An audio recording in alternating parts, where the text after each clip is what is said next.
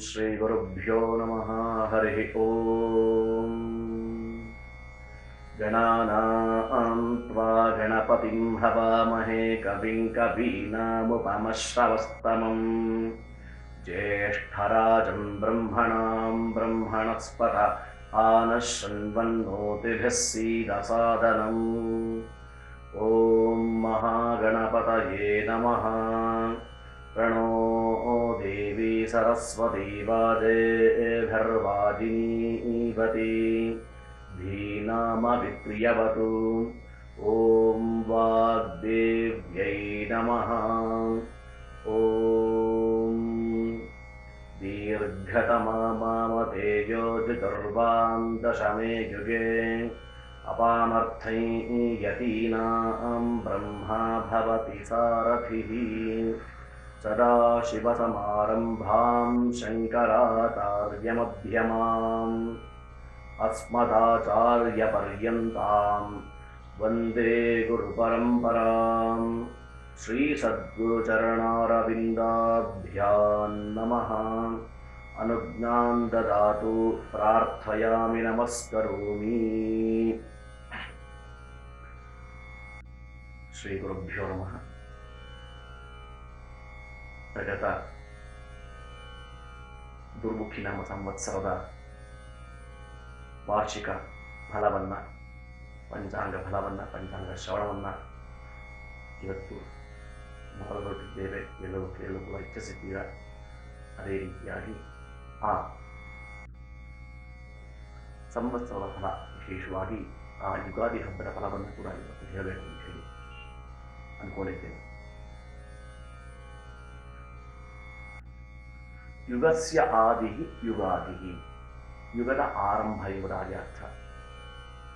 ಹಾಗಾಗಿ ಈ ಹೊಸ ಯುಗದ ಆರಂಭ, ಹೊಸ ವರ್ಷದ ಆರಂಭ ನಮ್ಮ ಹಿಂದೂ ಸಂಪ್ರದಾಯದಂತೆ ಯುಗಾದಿಯಿಂದ ನಾವು ಹೊಸ ವರ್ಷವನ್ನು ನಾವು ಆರಂಭಿಸ್ತೇವೆ. ಹಾಗಾಗಿ ಆ ಒಂದು ಪಂಚಾಂಗ, ಆ ಒಂದು ದಿನಗಳಲ್ಲಿ ನಮಗೆ ಯುಗಾದಿ ಹಬ್ಬದಿಂದ ಆರಂಭವಾಗುತ್ತೆ.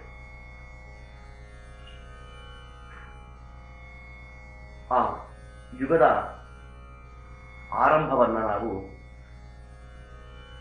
ದೇವತೆಗಳ ದರ್ಶನ ಮಾಡಿಕೊಂಡು ಪಂಚಾಂಗ ಶ್ರವಣವನ್ನು ಮಾಡುತ್ತಾ ಕೇಳಬೇಕು, ಆರಂಭಿಸಬೇಕು ಎಂಬುದಾಗಿ ಶಾಸ್ತ್ರವಾಕ್ಯ. ಅದೇ ರೀತಿಯಾಗಿ ಈ ಬೇವು ಬೆಲ್ಲವನ್ನು ನಾವು ಯುಗಾದಿ ಹಬ್ಬದಿಂದ ಸ್ವೀಕರಣೆ ಮಾಡ್ತೇವೆ.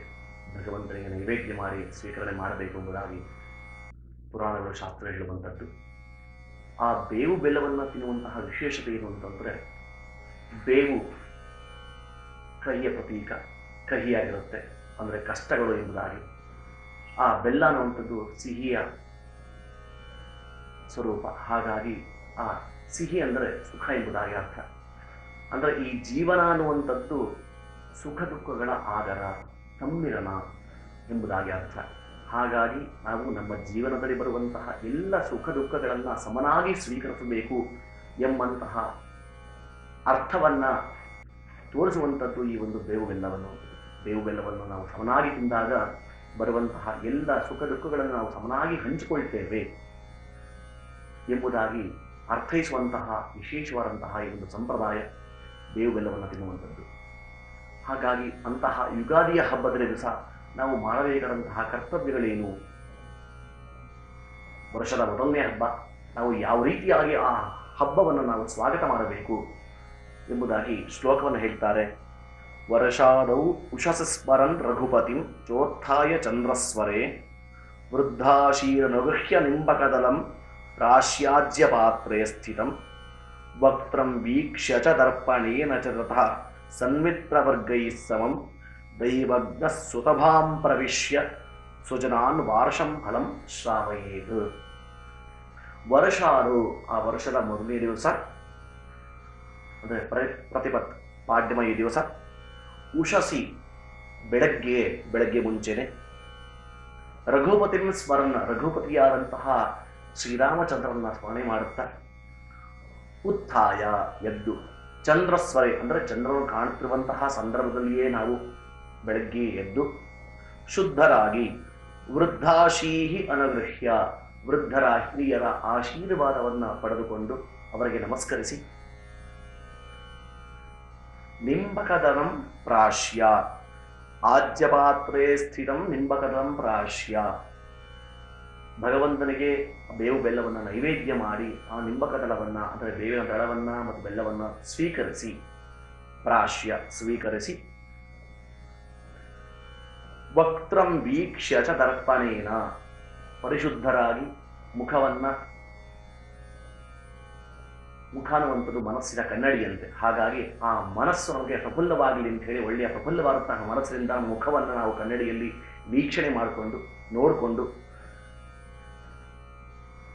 ಸನ್ಮಿತ್ರ ವರ್ಗೈಸವಂ ನಮ್ಮ ಬಂಧು ಮಿತ್ರ ಒಡಗೂಡುವಿ ದೈವಜ್ಞ ಸ್ವಭಾಂ ಪ್ರವಿಶ್ಯ ದೈವಜ್ಞರ ಸಭೆಯನ್ನು ಪ್ರವೇಶಿಸಿ ಅಂದರೆ ದೈವಜ್ಞರ ಮುಂದೆ ದೈವಜ್ಞನ ಎದುರಾಗಿ ಕುಳಿತುಕೊಂಡು ವಾರ್ಷಂ ಫಲಂ ಶ್ರಾವಯೇತ್ ಈ ವಾರ್ಷಿಕ ಫಲವನ್ನು ನಾವು ಕೇಳಬೇಕು, ಪಂಚಾಂಗ ಶ್ರವಣ ಮಾಡಬೇಕು, ಪಂಚಾಂಗವನ್ನು ಕೇಳಬೇಕು ಎಂಬುದಾಗಿ ಆ ಒಂದು ಹಬ್ಬದ ದಿವಸ ಮಾಡುವಂತಹ ಕರ್ತವ್ಯವನ್ನ ಶ್ಲೋಕದ ಮುಖಾಂತರವಾಗಿ ಈ ರೀತಿಯಾಗಿ ಹೇಳಿದ್ದಾರೆ.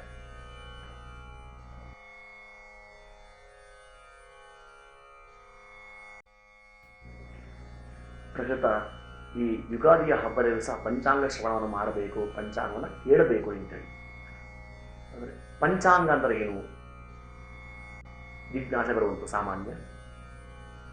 ಪಂಚಾನಾಂ ಅಂಗಾನಾಂ ಸಮಾಹಾರ ಪಂಚಾಂಗ, 5 ಅಂಗಗಳ ಸಮಾಹಾರ ಅಂದ್ರೆ 5 ಅಂಗಗಳ ಒಗ್ಗೂಡಿಸುವಿಕೆ. ಯಾವುದು ಈ 5 ಅಂಗಗಳು? ತಿಥಿ, ವಾರ, ನಕ್ಷತ್ರ, ಯೋಗ, ಕರಣ. ಈ 5 ಸೇರಿಸಿ ನಾವು ಪಂಚಾಂಗ ಎಂಬುದಾಗಿ ನಾವು ಕರೆತೇವೆ. ಈ 5 ನಾವು ಪ್ರತಿ ದಿವಸ ತಿಳ್ಕೋಬೇಕು. ಇವತ್ತಿನ ತಿಥಿ ಏನು, ಇವತ್ತಿನ ವಾರ ಯಾವುದು, ಇವತ್ತು ಯಾವ ನಕ್ಷತ್ರ ಇದೆ, ಇವತ್ತು ಯಾವ ಯೋಗ ಇದೆ, ಯಾವ ಕರಣ ಇದೆ ಎಂಬಿತ್ಯಾದಿ ಜ್ಞಾನ ಪ್ರತಿ ದಿವಸ ನಮಗೆ ಉಂಟಾಗಬೇಕು. ಆ ಜ್ಞಾನಕ್ಕೋಸ್ಕರ ಅಂತ ತಿಳ್ಕೋಬೇಕು.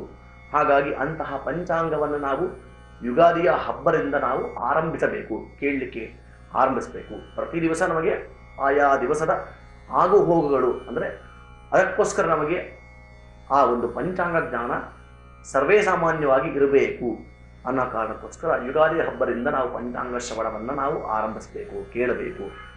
ಪ್ರಗತ ಆ ಪಂಚಾಂಗ ಶ್ರವಣವನ್ನು ಮಾಡಿದರೆ ಯಾವ ರೀತಿಯಾದಂತಹ ಫಲಪ್ರಾಪ್ತಿ?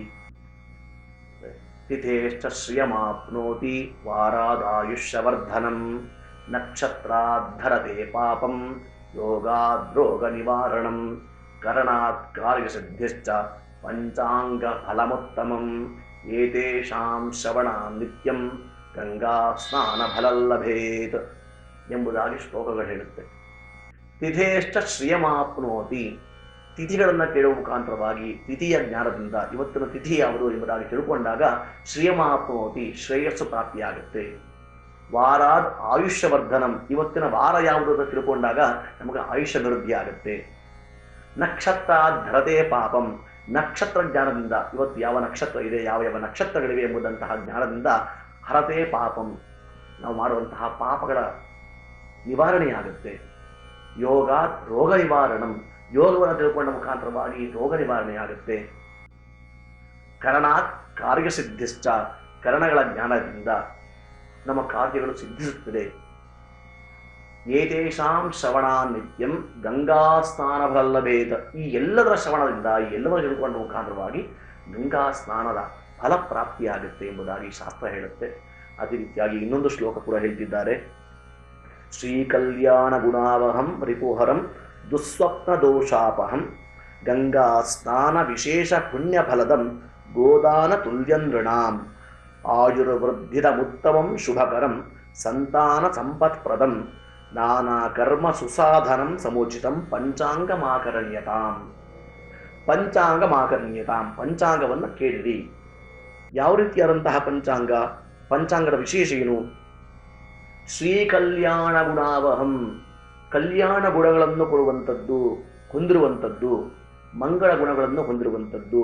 ರಿಪುಹರಂ, ನಮ್ಮ ಶತ್ರುಗಳನ್ನು ಸಂಹಾರ ಮಾಡುವಂತಹ ಯೋಗ್ಯತೆ ಉಳ್ಳಂಥದ್ದು. ದುಸ್ವಪ್ನ ದೋಷಾಪಹಂ, ಕೆಟ್ಟ ಸ್ವಪ್ನಗಳ ದೋಷಗಳನ್ನು ನಿವಾರಣೆ ಮಾಡುವಂಥದ್ದು. ಈ ಪಂಚಾಂಗ ಅದು ಸಾಮಾನ್ಯ ಅಲ್ಲ, ಈ ಎಲ್ಲ ಫಲವನ್ನು ಕೊಡುವಂಥದ್ದು ಎಂಬುದಾಗಿ ಹೇಳಲ್ಪಟ್ಟಿದೆ.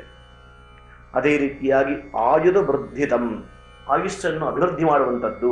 ಉತ್ತಮಂ, ಉತ್ತಮವಾದಂಥದ್ದು. ಶುಭಕರಂ, ಶುಭವನ್ನು ಕೊಡುವಂಥದ್ದು. ಸಂತಾನ ಸಂಪತ್ಪ್ರದಂ, ಸಂತಾನಗಳನ್ನು ಸಂಪತ್ತನ್ನು ಕೊಡುವಂಥದ್ದು. ನಾನಾ ಕರ್ಮ ಸುಸಾಧನಂ, ನಾನಾ ಕರ್ಮಗಳನ್ನು ಮಾಡಲಿಕ್ಕೆ ಯೋಗ್ಯವಾದಂಥದ್ದು. ಎಲ್ಲ ಕರ್ಮಗಳಿಗೆ ನಮಗೆ ಯಶಸ್ಸನ್ನು ಕೊಡುವಂಥದ್ದು. ಸಮುಚಿತಂ, ಅತ್ಯಂತ ಉಚಿತವಾದಂಥದ್ದು, ಕೇಳಲೇಬೇಕಾದಂಥದ್ದು. ಪಂಚಾಂಗಂ ಆಕರಣೀಯತಾಂ, ಹಾಗಾಗಿ ಅಂತಹ ಪಂಚಾಂಗವನ್ನು ನಾವು ಕೇಳಬೇಕು. ಗಂಗಾ ಸ್ನಾನ ವಿಶೇಷ ಪುಣ್ಯ ಫಲದಂ, ವಿಶೇಷವಾದಂತಹ ಗಂಗಾ ಸ್ನಾನದ ಫಲವನ್ನು ಕೊಡುವಂಥದ್ದು. ಗೋದಾನ ತುಲ್ಯ ನೃಣಾಂ, ವಿಶೇಷವಾಗಿ ಮನುಷ್ಯರಿಗೆ ಗೋದಾನ ತುಲ್ಯವಾದಂಥ ಒಂದು ಗೋವನ್ನು ದಾನ ಮಾಡಿದಾಗ ಯಾವೊಂದು ಫಲಪ್ರಾಪ್ತಿಯಾಗುತ್ತೆ, ಆ ರೀತಿಯಾದಂತಹ ಫಲ ಕೇವಲ ಪಂಚಾಂಗ ಶ್ರವಣದಿಂದ ಪ್ರಾಪ್ತಿಯಾಗುತ್ತೆ ಎಂಬುದಾಗಿ ಹಿರಿಯರು ಈ ಒಂದು ಪಂಚಾಂಗದ ವಿಶೇಷತೆಯನ್ನು, ಪಂಚಾಂಗ ಶ್ರವಣದ ವಿಶೇಷತೆಯನ್ನು ಈ ರೀತಿಯಾಗಿ ಶ್ಲೋಕದ ಮುಖಾಂತರವಾಗಿ ಹೇಳಿದ್ದಾರೆ. ಹಾಗಾಗಿ ಅಂತಹ ಪಂಚಾಂಗವನ್ನು ನಾವು ಕೇಳಿದಾಗ ಈ ರೀತಿಯಾದಂತಹ ಎಲ್ಲ ಫಲಗಳು ನಮಗೆ ಪ್ರಾಪ್ತವಾಗುತ್ತೆ. ಹಾಗಾಗಿ ಆ ಪಂಚಾಂಗವನ್ನು ನಾವು ಕಾಲಗಣನೆ, ಯಾಕೆಂದ್ರೆ ಕಾಲೋ ಜಗದ್ಭಕ್ಷಕ ಅಂತೇಳಿ, ಕಾಲ ಅನ್ನುವಂಥದ್ದು ಅತ್ಯಂತ ಮುಖ್ಯವಾಗಿರುತ್ತೆ ಯಾವ ಕಾಲದಲ್ಲಿ. ಹಾಗಾಗಿ ನಾವು ಮುಹೂರ್ತಗಳು ಎಂಬುದಾಗೈತೇವೆ. ಮುಹೂರ್ತ ಅಂತಂದ್ರೆ ಒಳ್ಳೆಯ ಕಾಲ. ಹಾಗಾಗಿ ಕಾಲ ಒಳ್ಳೆಯ ಕಾಲ ಆಗಿರಬಹುದು, ಕೆಟ್ಟ ಕಾಲ ಆಗಿರಬಹುದು. ಹಾಗಾಗಿ ಅಂತಹ ಮುಹೂರ್ತ ಸುಮುಹೂರ್ತವಾಗಿರಲಿ ಎಂಬುದಾಗಿ ನಾವು ಒಳ್ಳೆಯ ಮುಹೂರ್ತ, ಒಳ್ಳೆಯ ಕಾಲ, ಇದು ಒಳ್ಳೆಯದು, ಕೆಟ್ಟದ್ದು. ಸಾಮಾನ್ಯವಾಗಿ ಒಳ್ಳೆಯದು ಕೆಟ್ಟದ್ದು ಅನ್ನುವಂಥದ್ದು ಜಗನ್ನಿಯಮ. ಹಾಗಾಗಿ ಒಳ್ಳೆಯದು ನಮಗೆ ಗ್ರಾಹ್ಯ, ಸ್ವೀಕರಣೆ ಮಾಡಬೇಕಾದಂಥದ್ದು. ಹಾಗಾಗಿ ಅಂತಹ ಒಳ್ಳೆಯ ಕಾಲವನ್ನು ನಾವು ತಿಳ್ಕೋಬೇಕು ಅಂತಂದ್ರೆ ಅದಕ್ಕೆ ಕಾರಣ ಏನು? ಕೇವಲ ಪಂಚಾಂಗ ಮಾತ್ರ, ಮಾಧ್ಯಮ. ಹಾಗಾಗಿ ಪಂಚಾಂಗ ಇಲ್ಲ ಅಂದರೆ ನಮಗೆ ಒಳ್ಳೆಯ ಕಾಲದ ಗಣನೆ ನಮಗೆ ಗೊತ್ತಾಗುವುದಿಲ್ಲ. ಹಾಗಾಗಿ ಹಿರಿಯರು ಸಾಕಷ್ಟು ವರ್ಷ ತಪಸ್ಸನ್ನು ಮಾಡಿಕೊಂಡು ಆ ಕಾಲ ಗಣನೆಯನ್ನು ಯಾವ ರೀತಿ ಮಾಡಬಹುದು ಎಂಬುದಾಗಿ ದೃಗ್ಗಣಿತದ ಮುಖಾಂತರವಾಗಿ ನಮಗೆ ಪಂಚಾಂಗವನ್ನು ಮಾಡಿಸಿ ನಮಗೆ ತೋರಿಸ್ಕೊಟ್ಟಿದ್ದಾರೆ. ಹಾಗಾಗಿ ಅಂತಹ ಒಳ್ಳೆಯ ಕಾಲವನ್ನು ನಾವು ಸ್ವೀಕರಣೆ ಮಾಡಿ ಒಳ್ಳೆಯ ಕೆಲಸಗಳನ್ನ ಮಾಡಬೇಕು ಅಂತ ಹೇಳಿ ಆ ಹಿರಿಯರ ಒಂದು ಹಾದಿ, ಮಾರ್ಗ. ಹಾಗಾಗಿ ಅಂತಹ ಮಾರ್ಗವನ್ನು ನಾವು ಅನುಸರಿಸಬೇಕು ಎಂಬುದಾಗಿ. ಹಾಗಾಗಿ ಈ ಕ್ರೈಸ್ತರು ಕ್ರಿಸ್ತ ಶಕ ಎಂಬುದಾಗಿ ಮತ್ತು ಕ್ರಿಸ್ತ ಪೂರ್ವ, ಕ್ರಿಸ್ತನ ಹುಟ್ಟು ನಂತರ ಕ್ರಿಸ್ತನಿಗಿನ ಮುಂಚೆ ಮತ್ತು ಕ್ರಿಸ್ತನ ನಂತರದಲ್ಲಿ ಈ ರೀತಿಯಾಗಿ ಅವರು ಕಾಲಗಣನೆ ಮಾಡ್ತಾರೆ, ಕ್ರಿಸ್ತರನ್ನ ಪ್ರಧಾನವಾಗಿಟ್ಟುಕೊಂಡು. ಆದರೆ ನಮ್ಮ ಹಿಂದೂಗಳು, ಹಿಂದೂ ಸಂಪ್ರದಾಯದಲ್ಲಿ ನಾವು ಶಾಲಿವಾಹನ ಎಂಬಂತಹ ರಾಜನ ನಾವು ಸ್ವೀಕರಣೆ ಮಾಡ್ತೇವೆ. ಹಾಗಾಗಿ ಶಾಲಿವಾಹನನ ನಂತರದಲ್ಲಿ ನಾವು ಶಕೆಯನ್ನು ಆರಂಭ ಮಾಡಿದ್ದು, ಅಂದರೆ ಕಾಲಗಣನೆಯನ್ನು ಆರಂಭಿಸಿದ್ದೇವೆ. ಹಾಗಾಗಿ ನಮಗೆ ಶಾಲಿವಾಹನ ಪ್ರಧಾನವಾದಂತಹ ರಾಜ, ಅವನ ನಂತರದಲ್ಲಿ ನಮಗೆ ಕಾಲಗಣನೆ ಆರಂಭ ಆಯಿತು ಎಂಬುದಾಗಿ ನಮ್ಮ ಪಂಚಾಂಗಗಳು ಹೇಳ್ತಾ ಇದೆ. ಒಟ್ಟು 60 ಸಂವತ್ಸರಗಳು, ಷಷ್ಠಿ ಸಂವತ್ಸರಗಳಲ್ಲಿ ಈಗ ಪ್ರಕಟವಾಗಿರುವಂತಹ ಸಂವತ್ಸರ ದುರ್ಮುಖಿ ನಾಮ ಸಂವತ್ಸರ. ಅಂತಹ ದುರ್ಮುಖಿ ನಾಮ ಸಂವತ್ಸರದ ಫಲ ಏನು ಎಂಬುದಾಗಿ ಶ್ಲೋಕದಲ್ಲಿ ಹೇಳ್ತಾರೆ. ದುರ್ಮುಖ್ಯಬ್ಧೇತು ಚೌರಾಸ್ಯು ಪ್ರಚುರ ಧರ್ಮವೈರಿಣಃ ರಾಜಾನ ಸಪ್ರಜಾಸ್ತುಷ್ಟಾ ನಿಸ್ವಾಸ್ತು ದ್ವಿಜಸತ್ತಮಾಃ. ದುರ್ಮುಖ್ಯಬ್ಧೇತು, ಈ ಒಂದು ದುರ್ಮುಖಿ ನಾಮ ಸಂವತ್ಸರದಲ್ಲಿ ಚೋರಾಸ್ಯು, ಚೋರಬಾಧೆ ಹೆಚ್ಚಾಗಿರುತ್ತೆ. ಪ್ರಚುರಾಹ ಧರ್ಮವೀರಿಣಃ, ಧರ್ಮವೀರಿಗಳು ಹೆಚ್ಚಾಗ್ತಾರೆ. ಧರ್ಮಗಳನ್ನು ನಿಷೇಧ ಮಾಡುವಂಥವರು ಹೆಚ್ಚಾಗ್ತಾರೆ. ಧರ್ಮಗಳಿಗೆ ಮತಾಂತರವಾಗುವಂಥವರು ಹೆಚ್ಚಾಗ್ತಾರೆ. ಹಾಗಾಗಿ ಧರ್ಮ ಸಂಕಟ ಹೆಚ್ಚಾಗುತ್ತೆ. ರಾಜಾನಃ ಸುಪ್ರಜಾಹ ತುಷ್ಟಾಹ, ಆದರೆ ರಾಜರು ತುಷ್ಟರಾಗ್ತಾರೆ, ತೃಪ್ತರಾಗ್ತಾರೆ. ಪ್ರಗತ ನಮಗೆ ರಾಜರು ಅಂತಂದ್ರೆ ಉನ್ನತ ಅಧಿಕಾರದಲ್ಲಿರುವಂಥವರು, ರಾಜಕಾರಣಿಗಳು ಇತ್ಯಾದಿಗಳ ಜ್ಞಾನ ಬರಬಹುದಾಗಿರುತ್ತೆ. ಅಂಥವರು ತುಷ್ಟಾಹ, ತೃಪ್ತರಾಗ್ತಾರೆ, ಇನ್ನು ಹೆಚ್ಚು ತೃಪ್ತರಾಗ್ತಾರೆ. ದ್ವಿಜಸತ್ತಮಾಹ ನಿಸ್ವಾಹ, ದ್ವಿಜರು ಧರ್ಮ ಮಾರ್ಗದಲ್ಲಿರುವಂಥವರು ಸ್ವಲ್ಪ ಹೆಚ್ಚಿಗೆ ಎಲ್ಲವನ್ನು ಕಳ್ಕೊಳ್ತಾರೆ, ಆಸ್ತಿ ಪಾಸ್ತಿಗಳನ್ನೆಲ್ಲ ಕಳ್ಕೊಳ್ತಾರೆ ಎಂಬುದಾಗಿ ಈ ಒಂದು ದುರ್ಮುಖಿ ನಾಮ ಸಂವತ್ಸರದ ಫಲವನ್ನು ಹೇಳಿದ್ದಾರೆ.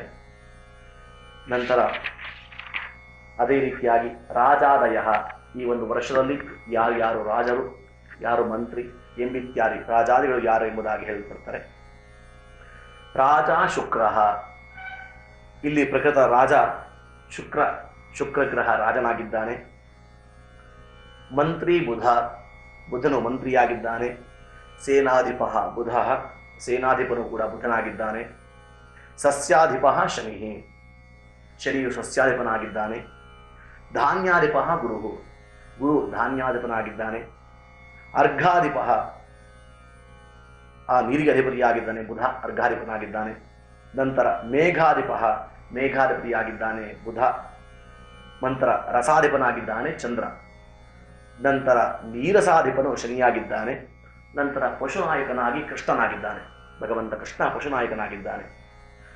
ಶುಕ್ರಸ್ಯ ರಾಜತ್ವ ಫಲ, ಶುಕ್ರನು ರಾಜನಾದ್ದರಿಂದ ಯಾವ ಫಲವನ್ನು ನಾವು ಈ ವರ್ಷದಲ್ಲಿ ಕಾಣಬಹುದು? ಪೇಪೀಯತೆ ಮಧುಮಧೌ ಸಹಕಾಮಿನೀಭಿಃ ಗೇಗೀಯತೆ ಶ್ರವಣಹಾರಿ ಸವೇಣುವೀಣಾ ಭೋಭುಜ್ಯತೆ ರಸಯುತಂ ಸ್ವಜನೈಃ ಸಹಾನ್ನಂ ಅಬ್ಧೇಸಿತಸ್ಯ ಮದನಸ್ಯ ಜಯಾಯ ಘೋಷೈಃ. ಶುಕ್ರನು ರಾಜನಾದ್ದರಿಂದ ಪೇಪೀಯತೆ ಮಧುಮಧೌ ಸಹಕಾಮಿನೀಭಿಃ, ಜನರು ಪರಸ್ಪರ ಶೃಂಗಾರಮಯರಾಗ್ತಾರೆ, ಕಾಮಾಸಕ್ತರಾಗ್ತಾರೆ, ಮೃಷ್ಟಾನ್ನ ಭೋಜನವನ್ನು ಇಷ್ಟಪಡ್ತಾರೆ, ಹೆಚ್ಚು ಶೃಂಗಾರ ಧನವ್ಯಯ ಮಾಡ್ತಾರೆ, ಶೃಂಗಾರ ವಿಚಾರವಾಗಿ ಹೆಚ್ಚು ಧನ ವ್ಯಯಿಸ್ತಾರೆ. ಹಾಗಾಗಿ ಶುಕ್ರ ರಾಜನಾದ್ದರಿಂದ ಪರಸ್ಪರ ಕಾಮನೆಗಳು, ಕಾಮಾಭಿವೃದ್ಧಿ, ನಂತರ ಕಾಮ ಪ್ರಚೋದಕವಾದಂತಹ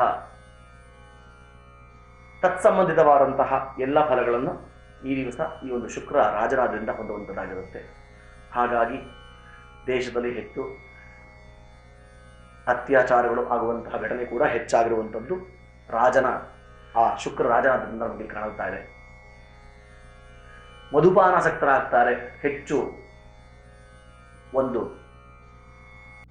ಪಾನವತ್ತರಾಗಿ ಆ ಒಂದು ಮತ್ತಿನಲ್ಲಿ ಮುಳುಗ್ತಾರೆ, ಭ್ರಮರಾಗ್ತಾರೆ, ಅಂದರೆ ಭ್ರಂಶರಾಗ್ತಾರೆ, ಮತ್ತು ಆ ಒಂದು ಭ್ರಮೆಯಲ್ಲಿ ಜನರು ಹೆಚ್ಚಾಗಿ ಇರ್ತಾರೆ ಅಂತ ಹೇಳಿ ಆ ಫಲವನ್ನು ಹೇಳ್ತಾರೆ. ನಂತರದಲ್ಲಿ ಬುಧಸ್ಯ ಮಂತ್ರಿತ್ವ ಫಲಂ, ಬುಧನು ಮಂತ್ರಿಯಾದ್ದರಿಂದ ಏನು ಫಲ?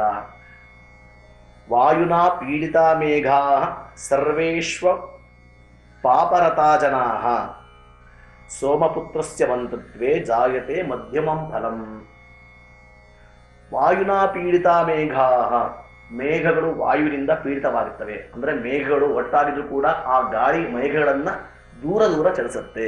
ಹಾಗಾಗಿ ಸರ್ವೇ ಪಾಪರತಾ ಜನಾಃ, ಜನರು ಪಾಪಕರ್ಮಗಳಲ್ಲಿ ಹೆಚ್ಚು ಆಸಕ್ತಿಯನ್ನು ತೋರಿಸ್ತಾರೆ, ಅಂದರೆ ಹೆಚ್ಚಾಗಿ ಪಾಪಕರ್ಮಗಳನ್ನ ಮಾಡ್ತಾರೆ. ಸೋಮಪುತ್ರಸ್ಯ ಮಂತ್ರಿತ್ವೇ ಜಾಯತೆ ಮಧ್ಯಮಂ ಫಲಂ, ಹಾಗಾಗಿ ಸೋಮಪುತ್ರಿಯಾದಂತಹ ಪುತ್ರನಾದಂತಹ ಬುಧನು ಮಂತ್ರಿಯಾದ್ದರಿಂದ ಮಧ್ಯಮವಾದಂತಹ ಫಲ, ಹೆಚ್ಚು ಉತ್ತಮವಾದಂತಹ ಫಲ ಕೂಡ ನಮಗೆ ಪ್ರಾಪ್ತಿ ಇಲ್ಲ, ಹಾಗಂತ ತೀರಾ ಕೆಳಗಿನ ಮಟ್ಟಕ್ಕೂ ಕೂಡ ಹೋಗೋದಿಲ್ಲ, ಮಧ್ಯಮವಾದಂತಹ ಒಂದು ಫಲವನ್ನು ನಾವು ಹೊಂದಬಹುದು. ಹಾಗಾಗಿ ಮೋಡಗಳು ಗಾಳಿ ಬಡದಿಂದ ದೂರ ಚದುರು ಹೋಗಿ ಮಳೆ ಕಡಿಮೆ ಆಗುತ್ತೆ ಎಂಬುದನ್ನು ಒತ್ತಿ ಹೇಳಿದ್ದಾರೆ. ನಂತರ ಬುಧಸ್ಯ ಸೇನಾಧಿಪತ್ವ ಫಲಂ, ಬುಧನು ಸೇನಾಧಿಪತಿಯಾದರಂತಹ ಫಲ. ವಾತಾಹತ ವಾರಿಧರಾಹ ಕದಾಚಿತ್ ವರ್ಷಂತಿ ಸಸ್ಯಾನಿ ಫಲಾನ್ವಿತಾನಿ ಲೋಕಾಃ ಸದಾ ಪೀಡಿತ ಕಾಮಚಾರಾಃ ಸೇನಾಧಿಪತ್ಯೇ ಖಲು ಚಂದ್ರಜಸ್ಯ. ಚಂದ್ರಜಸ್ಯ ಸೇನಾಧಿಪತ್ಯೇ ಸತಿ, ಚಂದ್ರನ ಮಗನಾದಂತಹ ಬುಧನು ಸೇನಾಧಿಪತಿಯಾಗಿರಲು ವಾತಾಹತ ವಾರಿಧರಾಹ, ಮೋಡಗಳು ಗಾಳಿಯಿಂದ ದೂರ ಚೆದರು ಹೋಗಿ ಮಳೆ ಕ್ಷೀಣಿಸುತ್ತೆ, ಮಳೆ ಕಡಿಮೆಯಾಗುತ್ತೆ. ನಂತರದಲ್ಲಿ ವರ್ಷಂತಿ ಸಸ್ಯಾನಿ ಫಲಾನ್ವಿತಾನಿ, ಆ ಸಸ್ಯಗಳು ಸಾಮಾನ್ಯವಾಗಿ ಬರುತ್ತೆ. ಲೋಕಾಃ ಸದಾ ಪೀಡಿತ ಕಾಮಚಾರಾಹ, ಜನರು ಹೆಚ್ಚು ಕಾಮಾಸಕ್ತರಾಗ್ತಾರೆ, ಶೃಂಗಾರದಲ್ಲಿ ಮೈಮರಿತಾರೆ. ಈ ರೀತಿಯಾದಂತಹ ಫಲವು ಬುಧನು ಸಸ್ಯಾಧಿಪತಿಯ ಸೇನಾಧಿಪತಿಯಾದಂತಹ ಫಲವನ್ನು ಹೇಳುತ್ತಾರೆ. ನಂತರ ಶನೇಃ ಸಸ್ಯಾಧಿಪತ್ವ ಫಲಂ, ಶನಿಯು ಸಸ್ಯಾಧಿಪತನಾಗಿದ್ದಾನೆ, ಸಸ್ಯಗಳಿಗೆ ಅಧಿಪತಿ ಪ್ರಕೃತ ಶನಿಯಾಗಿದ್ದಾನೆ. ಆ ಮಧ್ಯಮ ಸಸ್ಯಕ್ಷಿತ ತಲ ವಿತನತೆಯೇ ಸಸ್ಯಪೇಚ ರಾಜಭಯಂ ಕೋದ್ರವ ಕುಳಿತ್ಥ ಚಣಕೈ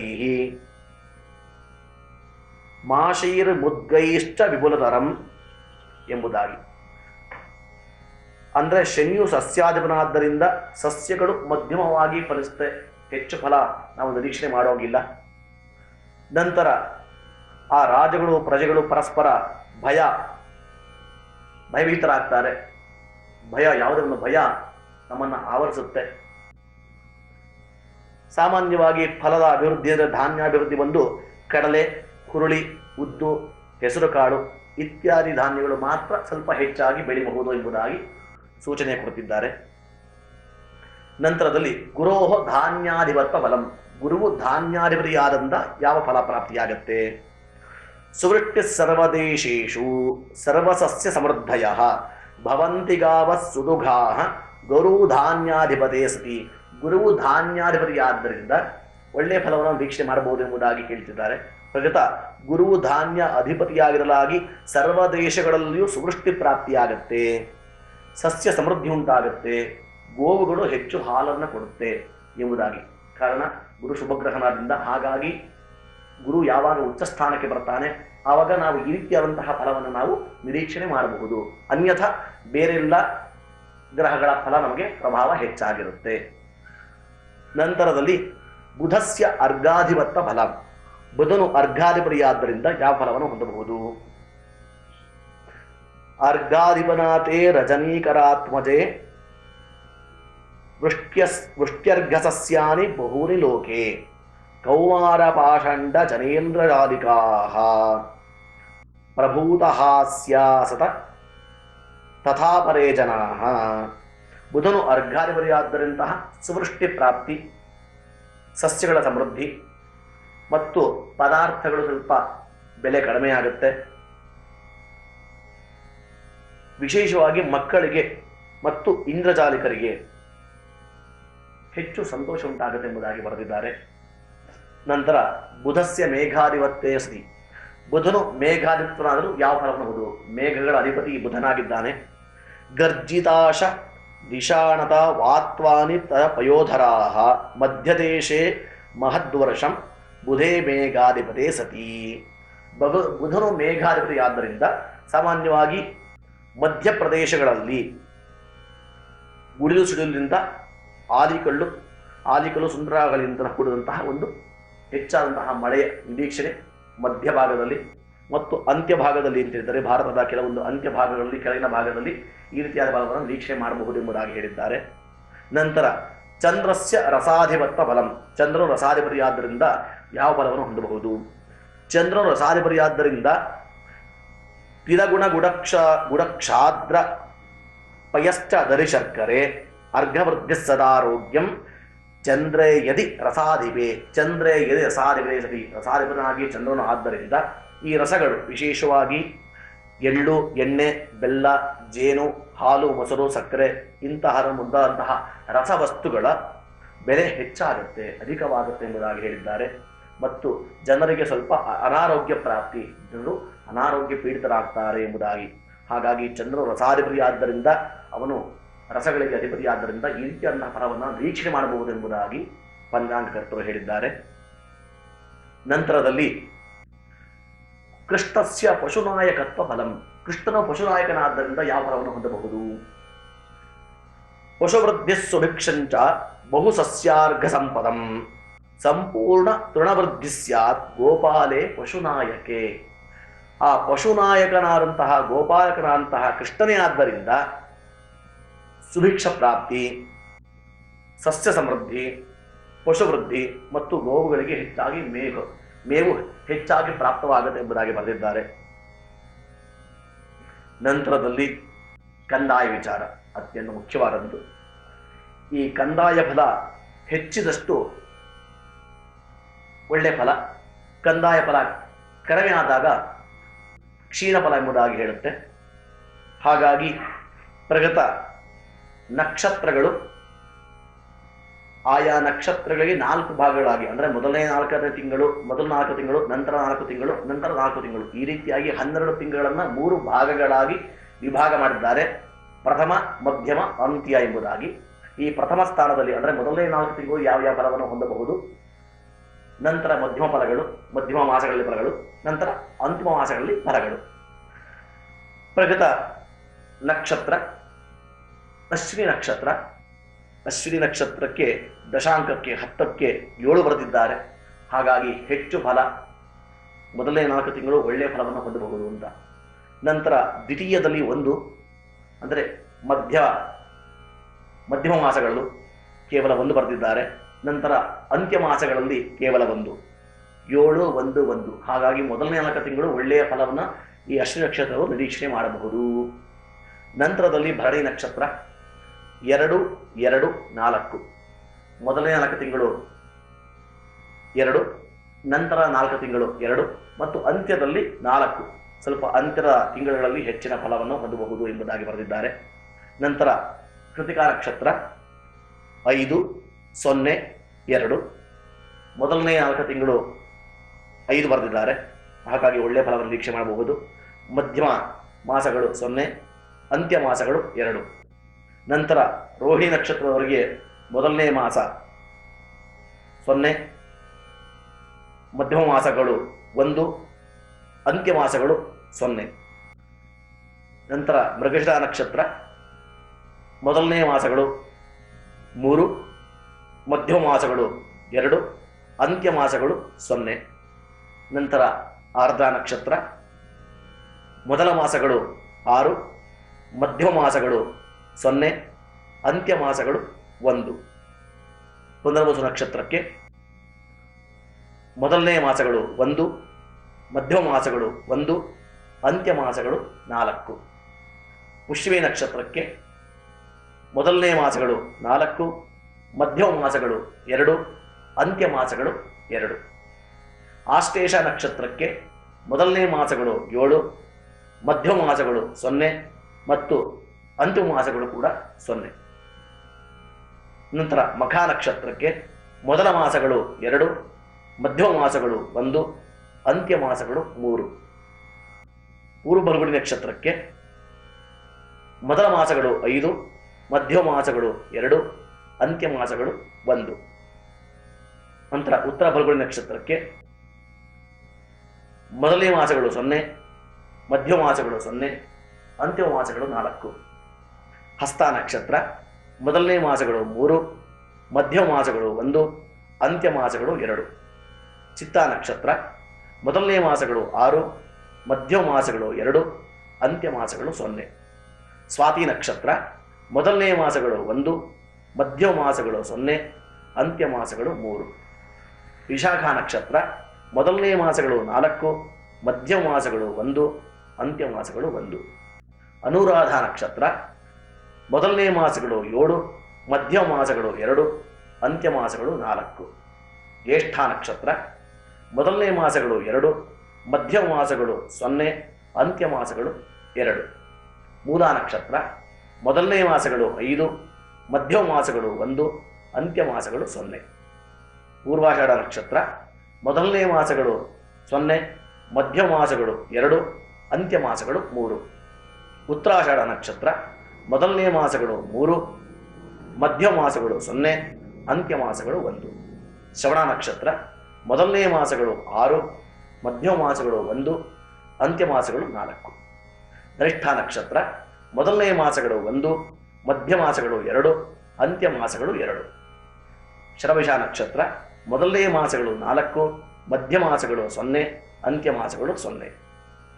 ಪೂರ್ವಭಾದ್ರ ನಕ್ಷತ್ರ ಮೊದಲನೇ ಮಾಸಗಳು 7, ಮಧ್ಯಮ ಮಾಸಗಳು 1, ಅಂತ್ಯ ಮಾಸಗಳು 3. ಉತ್ತರಾಭಾದ್ರ ನಕ್ಷತ್ರ ಮೊದಲನೇ ಮಾಸಗಳು 2, ಮಧ್ಯಮ ಮಾಸಗಳು 2, ಅಂತ್ಯ ಮಾಸಗಳು 1. ರೇವತಿ ನಕ್ಷತ್ರ ಮೊದಲನೇ ಮಾಸಗಳು 5, ಮಧ್ಯಮ ಮಾಸಗಳು 0, ಅಂತ್ಯ ಮಾಸಗಳು 4. ಪ್ರಕೃತ ಈ ಕಂದಾಯ ವಿಚಾರದಲ್ಲಿ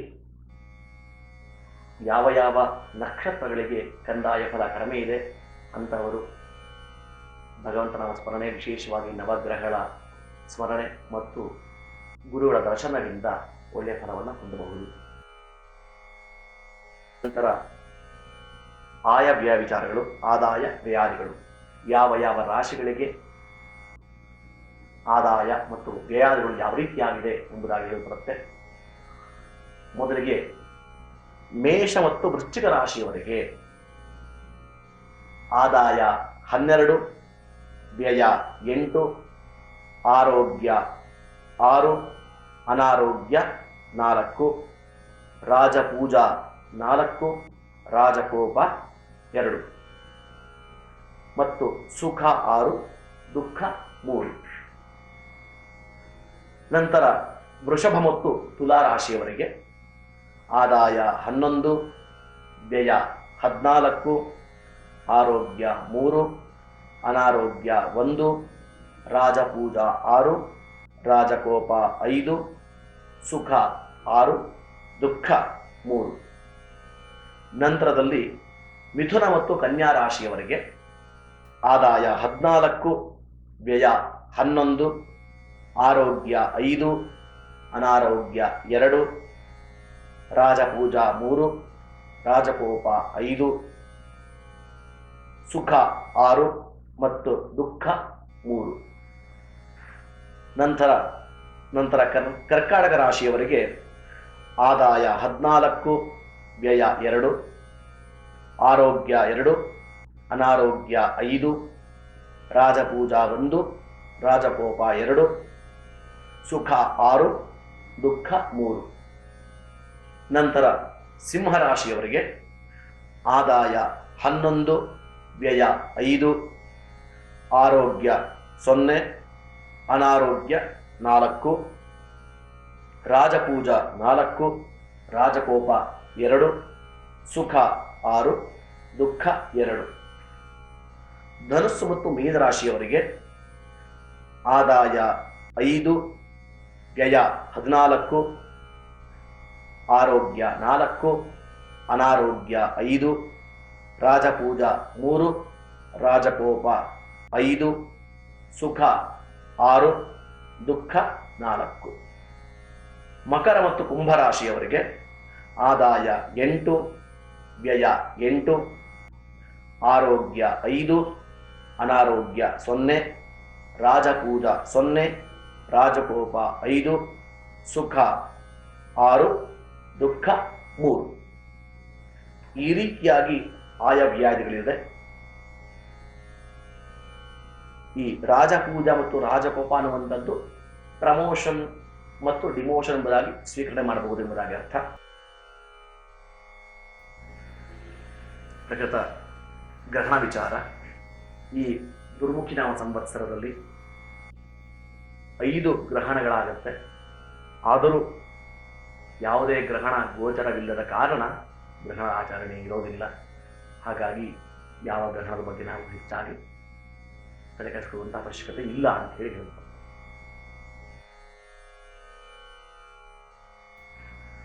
ಪ್ರಗತ ಗೋಚಾರ ಫಲ.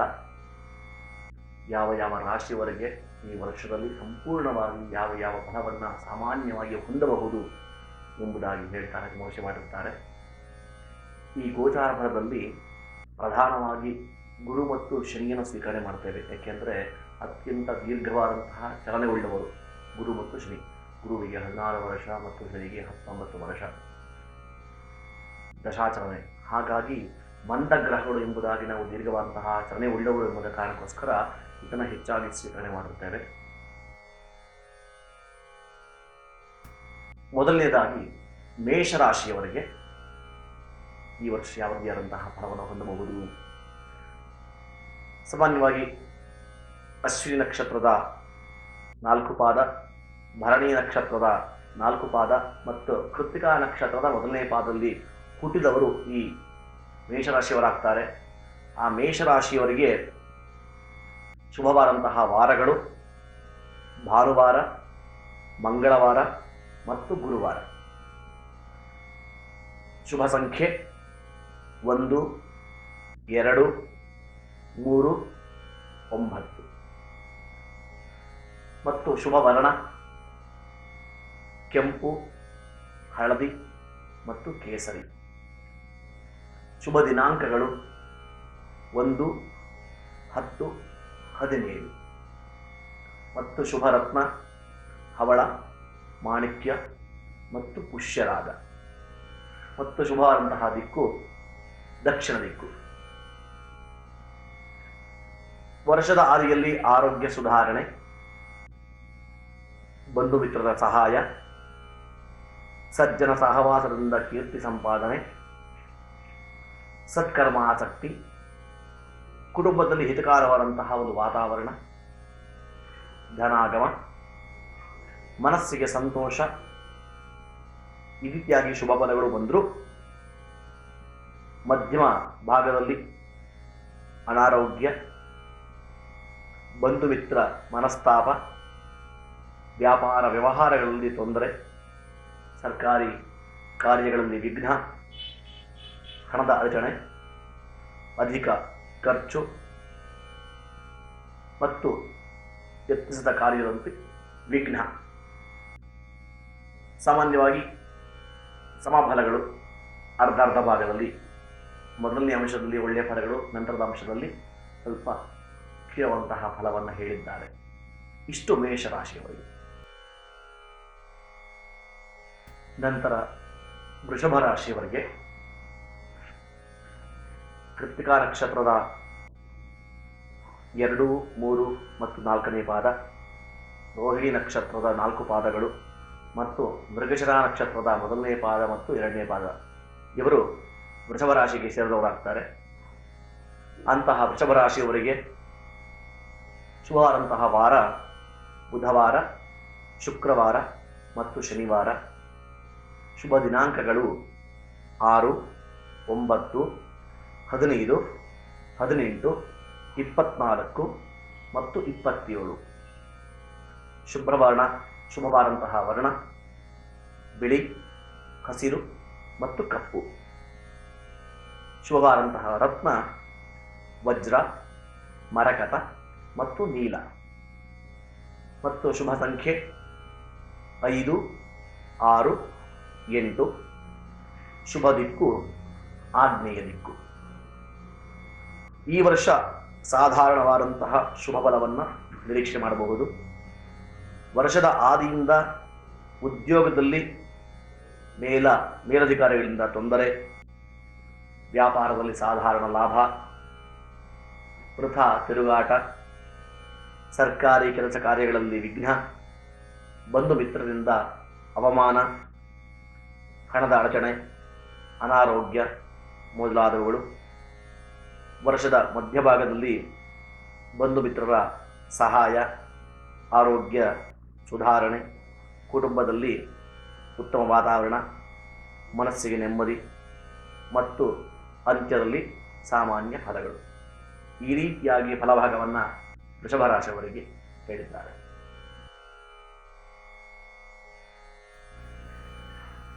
ನಂತರ ಮಿಥುನ ರಾಶಿ. ಮೃಗಶಿರ ನಕ್ಷತ್ರದ 3 ಮತ್ತು 4ನೇ ಪಾದ, ಆರ್ಧ ನಕ್ಷತ್ರದ 4 ಪಾದಗಳು ಮತ್ತು ಪುನರ್ವಸು ನಕ್ಷತ್ರದ 1, 2 ಮತ್ತು 3 ಪಾದಗಳು ಈ ಒಂದು ಮಿಥುನ ರಾಶಿಯವರಿಗೆ ಸೇರಿರುತ್ತೆ. ಈ ನಕ್ಷತ್ರಗಳಲ್ಲಿ ಜನ ಆದಂಥವರು ಮಿಥುನ ರಾಶಿಗೆ ಸೇರ್ತಾರೆ. ಅಂತಹ ಮಿಥುನ ರಾಶಿಯವರಿಗೆ ಶುಭವಾರ ಬುಧವಾರ, ಶುಕ್ರವಾರ ಮತ್ತು ಭಾನುವಾರ. ಶುಭವಾದಂತಹ ವರ್ಣ ಕೆಂಪು ಮತ್ತು ಹುಲ್ಲು ಹಸಿರು ಬಣ್ಣ ಮತ್ತು ಶ್ಯಾಮವರ್ಣ ಅಂದರೆ ಕಪ್ಪು. ಶುಭವಾದಂತಹ ದಿಕ್ಕು ಉತ್ತರ. ಶುಭವಾದಂತಹ ರತ್ನ ಮಾಣಿಕ್ಯ, ಪಚ್ಚೆ ಮತ್ತು ವಜ್ರ. ಶುಭ ಸಂಖ್ಯೆಗಳು 3, 5, 6 ಮತ್ತು 8. ಶುಭ ದಿನಾಂಕಗಳು 5, 14, 23. ಈ ವರ್ಷ ಮಿಥುನ ರಾಶಿಯವರು ಮಿಶ್ರ ಫಲಗಳನ್ನು ಹೊಂದುತ್ತಾರೆ. ಮೊದಲಿಗೆ ಸಾಮಾನ್ಯವಾಗಿ ಮನಸ್ಸಿಗೆ ನಾನಾ ರೀತಿಯಾದಂತಹ ಚಿಂತೆಗಳು, ಕೆಲಸ ಕಾರ್ಯಗಳಲ್ಲಿ ಅಡಚಣೆ, ವ್ಯರ್ಥ ಧನಹಾನಿ, ಸರ್ಕಾರಿ ಕೆಲಸ ಕಾರ್ಯಗಳಲ್ಲಿ ವಿಘ್ನ, ವಿರೋಧಿಗಳಿಂದ ಸಮಸ್ಯೆ, ಪರಸ್ಥಳ ವಾಸ, ಮೊದಲಾದ ಫಲಗಳು ಸಾಮಾನ್ಯವಾಗಿ ಕಂಡರೂ ಅಂತ್ಯದಲ್ಲಿ ವ್ಯಾಪಾರದಲ್ಲಿ ಸಾಧಾರಣವಾದಂತಹ ಲಾಭ, ಕೃಷಿ ಪ್ರಗತಿ, ಕುಟುಂಬದಲ್ಲಿ ನೆಮ್ಮದಿಯ ವಾತಾವರಣ, ಆರೋಗ್ಯ ಸುಧಾರಣೆ ಮತ್ತು ಸಾರ್ವಜನಿಕ ಕ್ಷೇತ್ರಗಳಲ್ಲಿ ಗೌರವ ಇತ್ಯನ್ನ ಫಲವನ್ನು ಕೂಡ ಹೊಂದಬಹುದು ಎಂಬುದಾಗಿ ರಾಶಿಫಲವನ್ನು ಮಿಥುನ ರಾಶಿಯಲ್ಲಿ ಹೇಳಿದ್ದಾರೆ. ನಂತರ ಕರ್ಕಾಟಕ ರಾಶಿಯವರಿಗೆ ಪುನರ್ವಸು ನಕ್ಷತ್ರದ 4 ಪಾದಗಳು, ಪುಷ್ಯಮಿ ನಕ್ಷತ್ರದ 4 ಪಾದ ಮತ್ತು ಆಶ್ಲೇಷ ನಕ್ಷತ್ರ 4 ಪಾದ. ಪುನರ್ವಸು ನಕ್ಷತ್ರದ ಮೊದಲನೇ ಪಾದ, ಪುಷ್ಯಮಿ ನಕ್ಷತ್ರದ 4 ಪಾದ ಮತ್ತು ಆಶ್ಲೇಷ ನಕ್ಷತ್ರದ 4 ಪಾದ. ಈ ನಕ್ಷತ್ರಗಳಲ್ಲಿ ಹುಟ್ಟಿದವರು ಕರ್ಕಾಟಕ ರಾಶಿಗೆ ಸೇರುತ್ತಾರೆ. ಆ ಕರ್ಕಾಟಕ ರಾಶಿಯವರಿಗೆ ಶುಭವಾದಂತಹ ವಾರಗಳು ಸೋಮವಾರ, ಮಂಗಳವಾರ ಮತ್ತು ಗುರುವಾರ. ಶುಭ ವರ್ಣ ಬಿಳಿ, ಕೆಂಪು ಮತ್ತು ಹಳದಿ. ಶುಭ ದಿನಾಂಕ 2, 7, 16, 20, 25, 29. ಶುಭ ಸಂಖ್ಯೆ 2, 3, 9. ಶುಭ ರತ್ನ ಮುತ್ತು, ಹವಳ, ಪುಷ್ಯರಾಗ ಮತ್ತು ಶುಭ ದಿಕ್ಕು ವಾಯುವ್ಯ ದಿಕ್ಕು. ವರ್ಷಾದಿ ಮತ್ತು ವರ್ಷಾಂತ್ಯಗಳಲ್ಲಿ ಆರೋಗ್ಯ ಸುಧಾರಣೆ, ವ್ಯಾಪಾರ ವ್ಯವಹಾರಗಳಲ್ಲಿ ಧನಲಾಭ, ಧರ್ಮ ಕಾರ್ಯಾಸಕ್ತಿ, ಬಂಧು ಮಿತ್ರ ಸಹಾಯ, ವಸ್ತ್ರಾಭರಣ ಪ್ರಾಪ್ತಿ, ಶುಭ ಕಾರ್ಯ ಯತ್ನ ಸಫಲ, ಸಾರ್ವಜನಿಕ ಕ್ಷೇತ್ರಗಳಲ್ಲಿ ಗೌರವ, ಕೃಷಿಯಲ್ಲಿ ಅಭಿವೃದ್ಧಿ ಮುಂತಾದ ಶುಭ ಪದಗಳು. ಮತ್ತು ವರ್ಷದ ಅಂತ್ಯಭಾಗದಲ್ಲಿ ಸ್ವಲ್ಪ ಮನಸ್ಸಿಗೆ ಚಿಂತೆ, ಕೆಲಸ ಕಾರ್ಯಗಳಲ್ಲಿ ತೊಂದರೆ ಮತ್ತು ಸರ್ಕಾರಿ ಕೆಲಸ ಕಾರ್ಯಗಳಲ್ಲಿ ವಿಘ್ನ, ದುಷ್ಟ ಜನರ ಸಹವಾಸ, ಸೇವಕ ವರ್ಗದಿಂದ ತೊಂದರೆ, ಧನವ್ಯಯ ಮುಂತಾದವುಗಳು ಈ ಒಂದು ರಾಶಿಗೆ ಫಲಭಾಗವಾಗಿ ಹೇಳಿದ್ದಾರೆ. ನಂತರ ಸಿಂಹರಾಶಿಯವರಿಗೆ ಮಖ ನಕ್ಷತ್ರದ 4 ಪಾದ, ಪುಬ್ಬ ನಕ್ಷತ್ರದ 4 ಪಾದ ಮತ್ತು ಉತ್ತರ ನಕ್ಷತ್ರದ 1 ಪಾದ. ಇವರು ಸಿಂಹರಾಶಿಗೆ ಸೇರುತ್ತಾರೆ. ಒಟ್ಟು ಒಂದೊಂದು ರಾಶಿಗೆ 9 ಪಾದಗಳು ಎಂಬುದಾಗಿ. ವಿಶೇಷವಾಗಿ ಈ ಸಿಂಹರಾಶಿಯವರಿಗೆ ಶುಭವಾದಂತಹ ವಾರಗಳು ರವಿವಾರ, ಸೋಮವಾರ, ಮಂಗಳವಾರ ಮತ್ತು ಗುರುವಾರ. ಅದೇ ರೀತಿಯಾಗಿ ಶುಭ್ರವರ್ಣ ಕೆಂಪು, ಹಳದಿ, ಬಿಳಿ ಮತ್ತು ಕೇಸರಿ. ಮತ್ತು ಶುಭರತ್ನ ಮಾಣಿಕ್ಯ, ಮುತ್ತು, ಹವಳ ಮತ್ತು ಪುಷ್ಯರಾಗ. ಶುಭ ಸಂಖ್ಯೆ 1, 3, 5, 9. ಶುಭ ದಿಕ್ಕು ಪೂರ್ವ ದಿಕ್ಕು. ಈ ವರ್ಷ ಆರೋಗ್ಯದಲ್ಲಿ ಸುಧಾರಣೆ, ವ್ಯಾಪಾರ ಉದ್ಯೋಗಗಳಲ್ಲಿ ಅಲ್ಪ ಪ್ರಗತಿ, ಶುಭ ಕಾರ್ಯ ಯತ್ನ ಸಫಲ, ವಸ್ತ್ರಾಭರಣ ಪ್ರಾಪ್ತಿ ಹೀಗೆ ಮೊದಲಾದಂತಹ ಶುಭ ಫಲಗಳಿದ್ದರೂ ಮಧ್ಯಭಾಗದಲ್ಲಿ ಮನಸ್ಸಿಗೆ ಸ್ವಲ್ಪ ಚಿಂತೆ, ವರ್ಷದ ಮಧ್ಯಭಾಗದಲ್ಲಿ ಅಧಿಕ ತಿರುಗಾಟ, ಬಂಧು ಮಿತ್ರ ವಿರೋಧ, ಕೋರ್ಟು ವ್ಯವಹಾರಗಳಲ್ಲಿ ಅಡಚಣೆ, ದುಷ್ಟ ಜನರಿಂದ ಕಿರುಕುಳ, ಧನವ್ಯಯ, ಕೃಷಿಯಲ್ಲಿ ಅಲ್ಪ ಲಾಭ ಈ ರೀತಿಯಾದಂತಹ ಫಲವನ್ನು ಸಿಂಹರಾಶಿಯವರಿಗೆ ಹೇಳಿದ್ದಾರೆ.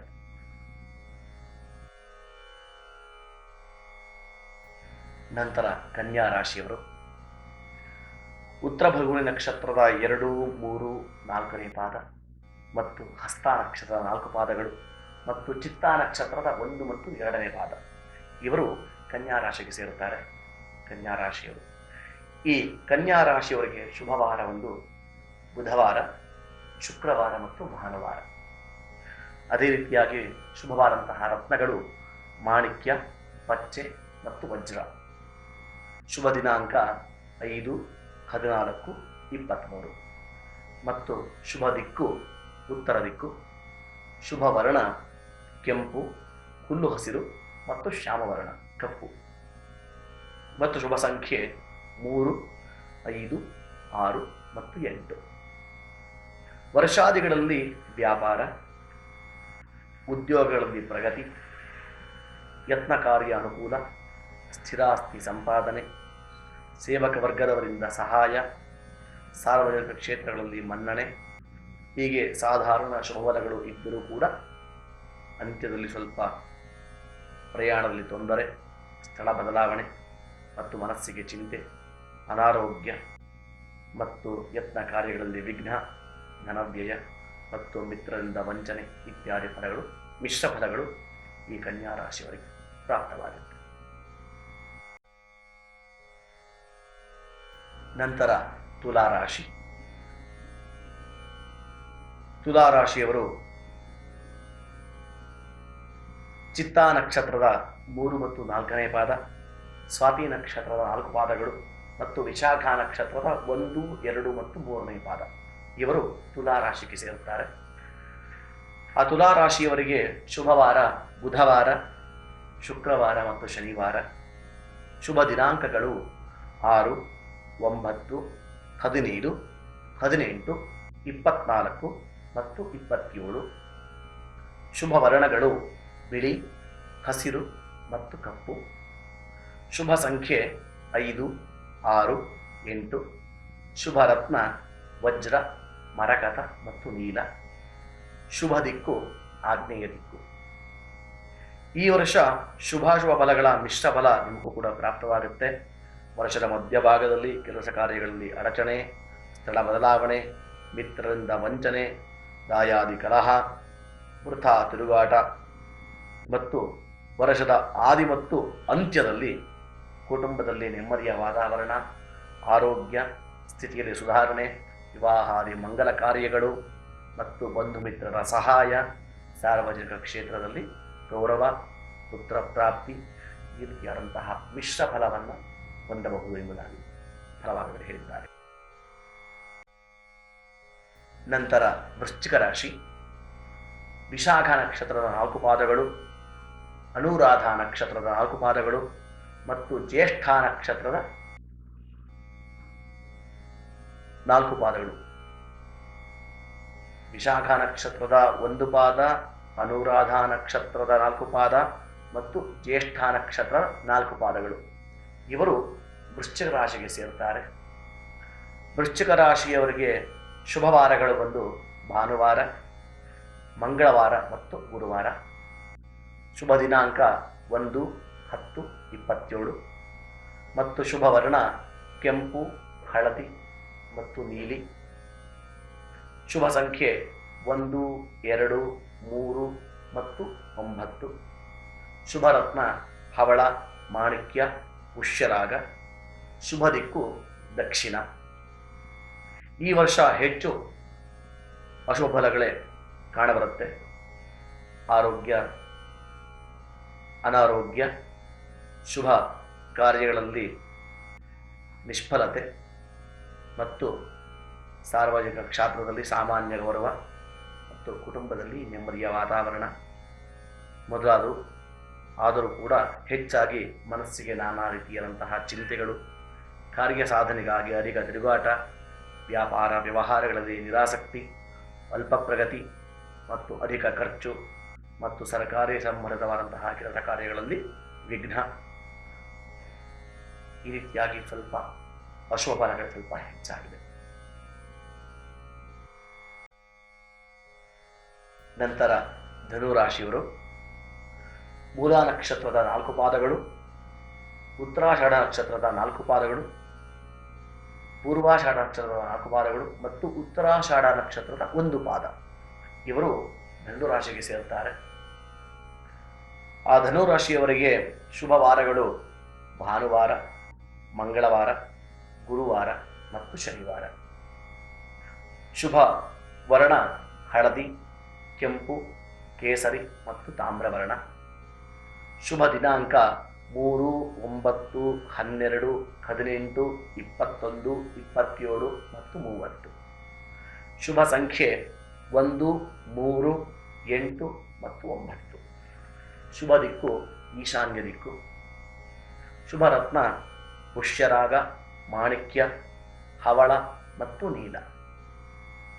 ವ್ಯಾಪಾರ ವ್ಯವಹಾರಗಳಲ್ಲಿ ಧನಲಾಭ, ಕುಟುಂಬದಲ್ಲಿ ಸೌಖ್ಯ, ಆರೋಗ್ಯ ಸುಧಾರಣೆ, ಬಂಧು ಮಿತ್ರರ ಸಹಾಯ, ಪುಣ್ಯಕ್ಷೇತ್ರಗಳ ದರ್ಶನ, ಕೃಷಿಯಲ್ಲಿ ಪ್ರಗತಿ, ಯತ್ನ ಕಾರ್ಯ ಅನುಕೂಲ, ಶುಭ ಕಾರ್ಯಗಳ ನಡೆಯುವಿಕೆ ಎಂಬಿತ್ಯಾದಿ ಶುಭಫಲಗಳು ಪ್ರಾಪ್ತವಾದರೂ ವರ್ಷದ ಅಂತ್ಯದಲ್ಲಿ ಸ್ವಲ್ಪ ಮನಸ್ಸಿಗೆ ಚಿಂತೆ, ಕಾರ್ಯ ಸಾಧನೆಯಲ್ಲಿ ತಿರುಗಾಟ, ಅಧಿಕ ಖರ್ಚು, ಬಂಧು ಮಿತ್ರರ ಅಸಹಕಾರ, ಸರ್ಕಾರಿ ಸಂಬಂಧವಾದಂತಹ ಕೆಲಸಗಳಲ್ಲಿ ಅಡಚಣೆ, ದುಷ್ಟ ಜನರ ಸಹವಾಸ ಎಂಬಿತ್ಯಾದಿ ಅಶುಭಫಲಗಳು ಕೂಡ ಮಿಶ್ರವಾಗಿ ಪ್ರಾಪ್ತವಾಗುತ್ತೆ.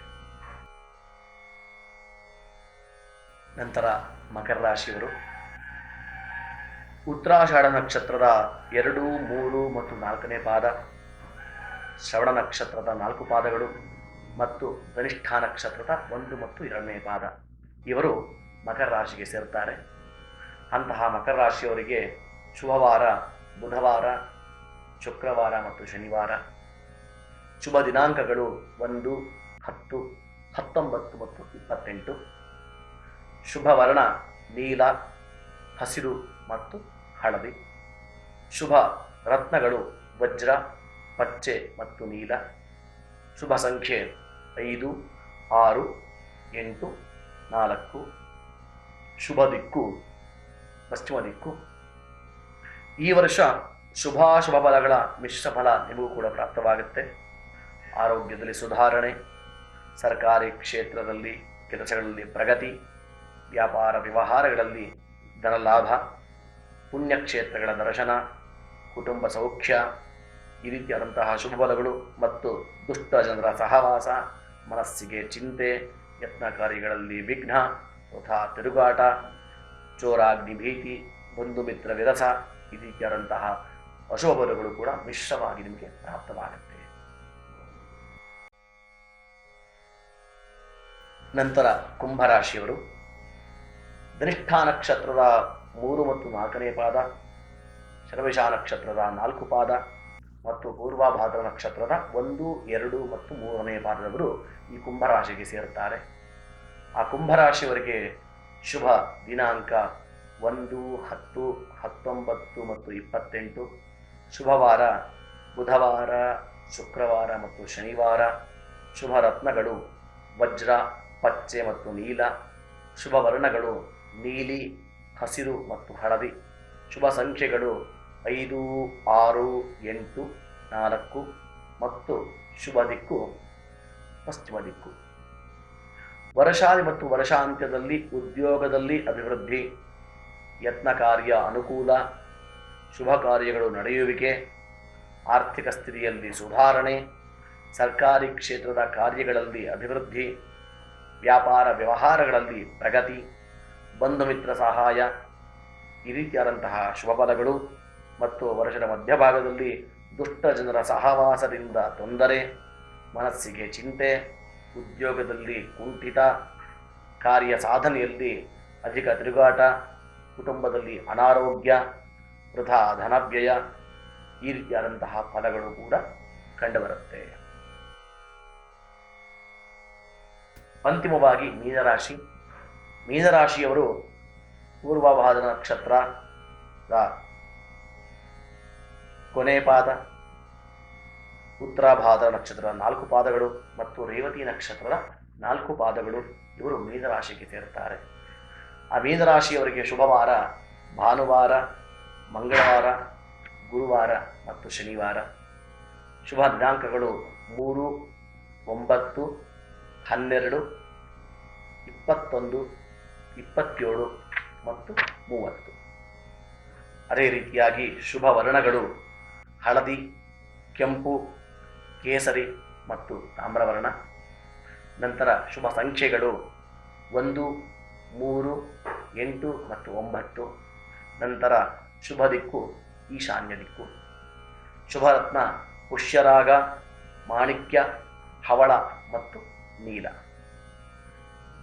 ಕುಟುಂಬದಲ್ಲಿ ಸೌಖ್ಯ, ಉದ್ಯೋಗದಲ್ಲಿ ಅಲ್ಪ ಪ್ರಗತಿ, ಬಂಧು ಮಿತ್ರರಿಂದ ಅನುಕೂಲ, ಶುಭ ಕಾರ್ಯಗಳ ನಡೆಯುವಿಕೆ, ಆರ್ಥಿಕ ಸ್ಥಿತಿಯಲ್ಲಿ ಸುಧಾರಣೆ, ಕುಟುಂಬದಲ್ಲಿ ಈ ರೀತಿಯಾದಂತಹ ಒಳ್ಳೆಯ ಫಲಗಳು ಕಂಡುಬಂದರೂ ಅಂತ್ಯದಲ್ಲಿ ಮನಸ್ಸಿಗೆ ಚಿಂತೆ, ವ್ಯವಹಾರದಲ್ಲಿ ಅಪಜಯ, ಋಣಬಾಧೆ, ಅನಾರೋಗ್ಯ, ಸರ್ಕಾರಿ ಕೆಲಸಗಳಲ್ಲಿ ಹಿನ್ನಡೆ, ವ್ಯಾಪಾರದಲ್ಲಿ ನಷ್ಟ ಯತ್ನ ಕಾರ್ಯದಲ್ಲಿ ಅಡಚಣೆ ಈ ರೀತಿಯಾದಂತಹ ಶೋಭಗಳು ಮಿಶ್ರವಾಗಿ ನಿಮಗೆ ಕೂಡ ಪ್ರಾಪ್ತವಾಗುತ್ತೆ. ವಿಶೇಷವಾಗಿ ಈ ಎಲ್ಲ ಗೋಚಾರ ಫಲಗಳು ವಿಶೇಷವಾಗಿ ಗುರು ಮತ್ತು ಶನಿಯ ಪ್ರಭಾವದಿಂದ ಈ ಗೋಚಾರ ಫಲ ಹೆಚ್ಚಾಗಿ ಬರುತ್ತೆ. ಹಾಗಾಗಿ ಆ ಎರಡು ಗ್ರಹಗಳನ್ನ ಪ್ರಧಾನವಾಗಿ ಇಟ್ಟುಕೊಂಡು ಈಗ ಒಂದು ಗೋಚಾರ ಫಲವನ್ನು ಹೇಳುತ್ತೇವೆ. ಗೋಚಾರ ಫಲಗಳು ಸಾಮಾನ್ಯವಾಗಿ ನಡೆಯುವಂಥದ್ದಾಗಿರುತ್ತೆ. ಹಾಗಾಗಿ ಇದು ಕೂಡ ಗೋಚಾರದಲ್ಲಿ ಸ್ವಲ್ಪ ವ್ಯತ್ಯಯ ಆದಾಗ, ಅದರ ತೊಂದರೆ ಆದಾಗ ಆದಷ್ಟು ನವಗ್ರಹಗಳ ಆರಾಧನೆ, ಗ್ರಹಗಳ ದರ್ಶನ ಮತ್ತು ನವಗ್ರಹ ಪೂಜಾ ಆರಾಧನೆ ಮತ್ತು ಗ್ರಹಗಳ ಶಾಂತಿ ಹೋಮ. ಕಾರಣ ಶಮ್ಯತೆ ಏನ ಅನೇನ ಇತಿ ಶಾಂತಿ, ಅಂದರೆ ಯಾವುದರಿಂದ ಗ್ರಹಗಳ ಕೋಪ ಶಮನವಾಗುತ್ತೆ ಅದಕ್ಕೆ ಶಾಂತಿ ಕರ್ಮ ಅಂತೇಳಿ ಕರೀತೇವೆ. ಹಾಗಾಗಿ ಆ ರೀತಿಯಾದಂತಹ ಶಾಂತಿ ಕರ್ಮಗಳಿಂದ ಆ ಗ್ರಹಗಳ ಕೋಪತಾಪಗಳು ಕಡಿಮೆಯಾಗಿ, ಉಗ್ರತೆ ಕಡಿಮೆಯಾಗಿ, ತೀವ್ರತೆ ಕಡಿಮೆಯಾಗಿ ಆ ಗ್ರಹಗಳಿಂದ ನಾವು ಒಳ್ಳೆಯ ಫಲವನ್ನು ನಿರೀಕ್ಷಣೆ ಮಾಡಬಹುದು. ಹಾಗಾಗಿ ಆಯಾ ಗ್ರಹಗಳ ಆರಾಧನೆ ಅತ್ಯಂತ ಮುಖ್ಯವಾಗಿರುತ್ತೆ. ಈ ರೀತಿಯಾಗಿ ನವಗ್ರಹಗಳ ಆರಾಧನೆಯನ್ನು ಮಾಡಿ ನವಗ್ರಹಗಳಿಂದ ಒಳ್ಳೆಯ ಫಲವನ್ನು ಹೊಂದಿ, ಎಲ್ಲ ಗ್ರಹಗಳು 11ನೇ ಮನೆಯಲ್ಲಿ ಏನೋ ಒಂದು ಫಲವನ್ನು ಕೊಡ್ತಾರೆ, ಆ ಒಂದು ಫಲವನ್ನು ಸದಾಕಾಲ ಎಲ್ಲ ಜನರಿಗೆ ವರ್ತನೆಗೆ ಕೊಡುವಂತಾಗಲಿ. ಸರ್ವೇ ಜನಾಃ ಸುಖಿನೋ ಭವಂತು, ಸಮಸ್ತ ಸನ್ಮಂಗಳಾನಿ ಭವಂತು.